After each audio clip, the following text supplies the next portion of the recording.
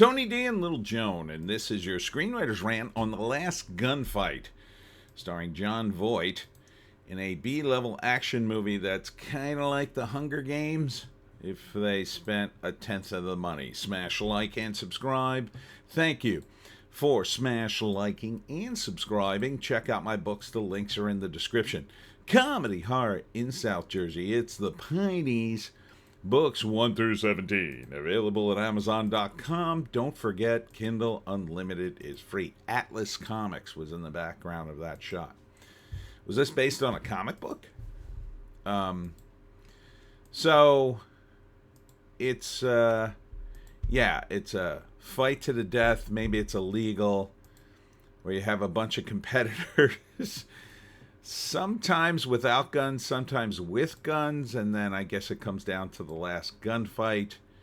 It's not necessarily to the death, but a lot of times it is.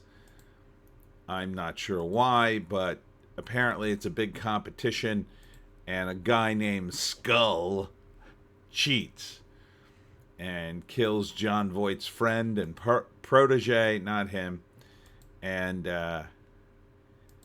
that's Skull. I forgot that actor's name. He cheats, and so now Jon Voight's out to get his revenge for his friend. So a bunch of the gunfighter's friends enters the competition, including the bald guy, including the woman with the giant fro, and including his sister or girlfriend and his friend, and they fall in love during the match, I think. I don't know. It all seems pretty B-movie stupid. Like here, the woman with the giant fro. Guess her line. I'll just give you a sec. Guess the line that's going to come out of her mouth. You people are crazy. I mean, come on, dude. You can't give a better line to that. A woman with a giant fro.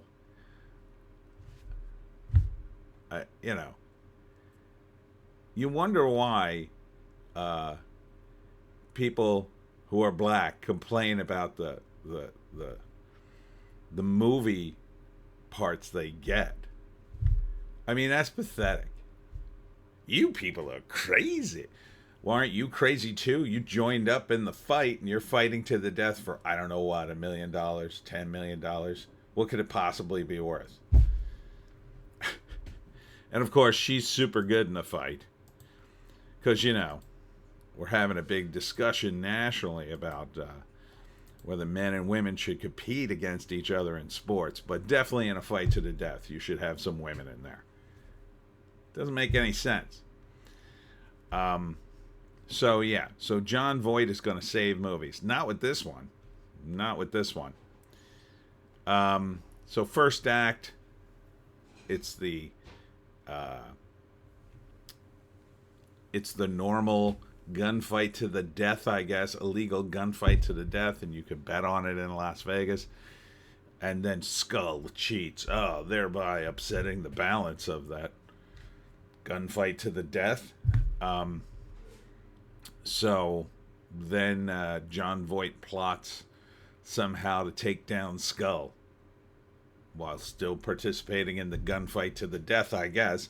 Still betting. He bets $1 million on, I'm not sure who. The sister. I don't think the girl with the fro. I think she's just a side character.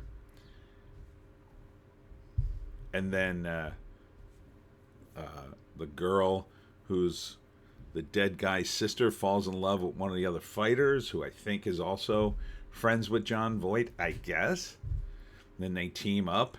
Does that even make sense in this world of gunfighting to the death, if that's what it is? And then they take down Skull.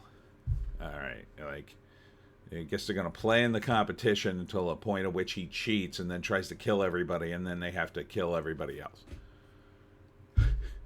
I guess. What else could it be? Let's read the write-up. In a ruthless underground tournament. Okay, so it's underground. The world's top assassins fight to the death, but hidden among them, it's fight to the death. is a rogue crew. Oh yeah, the rogue crew, not the normal assassins. They're rogue. You know, they normal assassins. They just kill people for money. Then there's this rogue crew. Oh, they don't play by the rules. They do worse than kill people for money, apparently. But hidden among them is a rogue crew with its own deadly agenda. Yeah, not just to kill people for money. Other people will be killed. Possibly not for money. Oh my God. Infiltrate the competition, survive the bloodbath, and take down the mastermind pulling the strings. That sounds like Jon Voight. That sounds like the Jon Voight character right there. It's B-movie. It's B-movie is all I could say. So director James Bamford, writers Stephen Paul and J.D. Zeke. Skull. Oh, Skull. Not Skull. Skull. With an O. So, yeah. I guess, this, back in the day, we would have said, oh, that's going straight to video. Right to video. This is going straight to streaming. There's no way this would get a theatrical release. like no way. This is to me, it's the textbook definition of content. And it's even kind of woke when you think about it. If you're going to have the girls in the midst of the fight to the death, oh, but they're the world's deadly assassins. How many deadly assassins could there possibly be? You know what I'd like to see? One of these deadly assassin movies where they can't find any. What happened to all the deadly assassins? Well, we had a competition last year and they all died except one. He's still around. But he's overworked, so he's retired. Oh no, so there are no more deadly assassins? Well, there's new assassins. They're not particularly deadly though. They have hurt a bunch of people. Well, can we get them? But they probably won't kill each other. They might come close. I guess we could bet on that. The world's most injurious game. How about a plot in which the U.S. government knows about all these deadly assassin tournaments all across the world, and they rig them so the last two competitors end up killing each other, so they eliminate all the assassins in the world? I call it a world without assassins. And then you just cut to the Continental Hotel, and it's just a guy at the front desk going, man, nobody's coming in today. What the heck's going on? At this point, Hollywood's vision is now there are more assassins than people to kill. That would be another movie, right? There's so many assassins in the world, like everybody wants to be an assassin and there's not enough people to kill anymore. Well, you could kill the other assassins. Oh, that's against the rules. You're not allowed to do that. I'll be over at the Continental having a drink. If you find anybody to kill. It's just so ridiculous. So, and in fact, it would probably be a better competition if they weren't the world's best assassins. Because then you wouldn't know who would win. You could just find 10 randos to kill each other over $1 million. There's your competition. Do you want to fight to the death for $10 million? Oh, hell yeah. Do you know anything about killing people? No. Okay, you're perfect. Go right in. But don't worry. Jon Voight's going to save movies. Is this the movie you're going to save us with, John? Come on, man. This script is no bueno to me. Now, if you're going to do it big. Do it like a comedy. Make it so over the top and ridiculous. I mean, it's about time. You want to do another parody movie. The perfect parody movie now would be a parody of the Assassins movie. Because there's just so many of them. Just do a parody of that, and just have every trope about assassins in it, and jump the shark on this subgenre so we could put it on the shelf for a few years. I mean, I used to love this, but man, how much more are you going to steal from Japanese and Hong Kong cinema at this point? Yeah, they did it, but theirs were awesome. We've done it. Some of them have been awesome. A lot of them have just been B-movie trash. I mean, at least there's action in it, but even action can get boring if it's numbing enough, and they're just two stuntmen going back and forth with their near misses. This is not going to save Hollywood. Okay? It's not going to save it. Because even the guys who like these movies, they'll wait for streaming. They're not going to pay for it. This movie isn't worth paying for. This movie's worth about $1. Like, back in the day, we had dollar movies. They'd be second-run movies. It was a second-run movie theater, and we called it dollar movies because it cost $1 to go in there.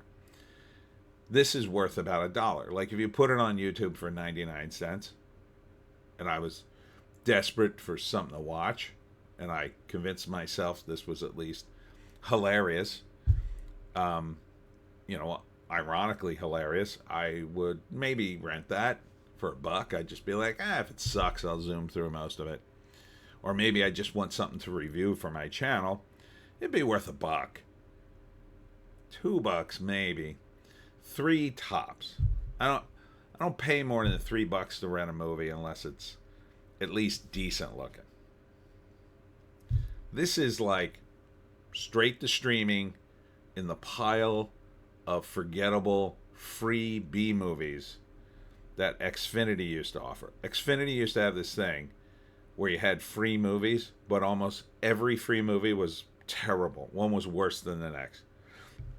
But they had hundreds of them, and this was 20 years ago.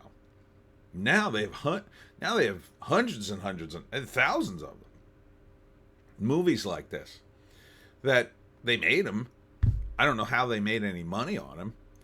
I guess showing them, packaging them together, maybe for hotels or some streaming platform. Like, this could be on Tubi or Pluto TV. Slap that right on Tubi. Maybe I'd watch it. But it just, even the trailer looks like, Like, Jon Voight's not a bad actor, but you got to give him lines.